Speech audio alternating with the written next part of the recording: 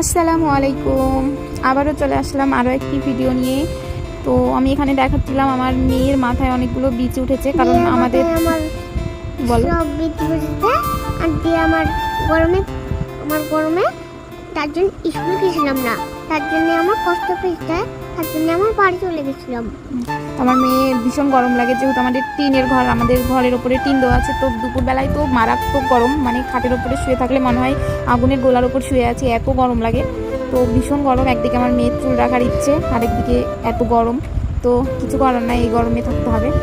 তারপরে আমরা রেডি হয়ে গিয়েছিলাম, আমি গিয়েছিলাম, আমার কিছু দরকার ছিল, ফোন ঠিক করতে গিয়েছিলাম। আমার ফোন ঠিক করতে গিয়েছিলাম, আর আমি এগুলো জুতো নিয়েছিলাম, এগুলো চেঞ্জ করার জন্য গিয়েছিলাম। তো এটা চেঞ্জ করতে গিয়ে আমার ভাবিরা আবার বলে যে ওরা বাজার করতে আসবে, ঈদের বাজার বাড়ির পাশেই ভাদুরিয়াপাড়া বাজারে গিয়েছিলাম আমরা। দিয়ে আজকের ওয়েদারটা তো ভীষণ ভালো ছিল, মানে আকাশে মনে হচ্ছে আগুন জ্বলছিল, মানে এত সুন্দর একটা ওয়েদার ছিল আজকে।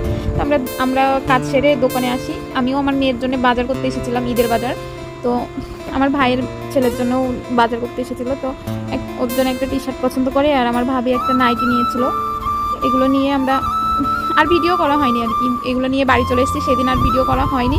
তারপরের দিন আমার ডাক্তার দেখানোর ডেট ছিল, মানে আমার মানসিক কিছু সমস্যা আছে, তার জন্য আমি একজন সাইকিয়াট্রিস্টকে দেখাই, আমি একজন মনোরোগ বিশেষজ্ঞকে দেখাই। তো ATM-এ টাকা তুলে আমি যাচ্ছিলাম ডাক্তারের কাছে। আমার আগের দিন রাত্রে নাম লেখানো ছিল, আমার প্রচণ্ড পরিমাণে মাথায় কিছু সমস্যা হয়, মানে আমার ভীষণ সমস্যা হয়, মানে ভীষণ সমস্যা হয় মাথায়। তো আমি এই কারণে অনেক দিন, প্রায় 6 মাস যাবত একদম মাথার ডাক্তার দেখাই। তো আজকে ছিল ডেট, আমি গিয়েছিলাম, আমার নাম লেখানো ছিল, আমার 8 নম্বর সিরিয়াল ছিল, আমি আগের দিন রাত্রে নাম লিখিয়ে রেখেছিলাম, 8 নম্বর সিরিয়ালে ছিলাম আমি। তো অপেক্ষা করছি, অনেক সিরিয়ালে দাঁড়িয়ে আবার আমার ডাক্তার দেখানো শেষ হয়, আর পরে আমাকে অনেকগুলো ওষুধ লিখে দেয়, প্রায় অনেক ওষুধ লিখেছিল আমাকে।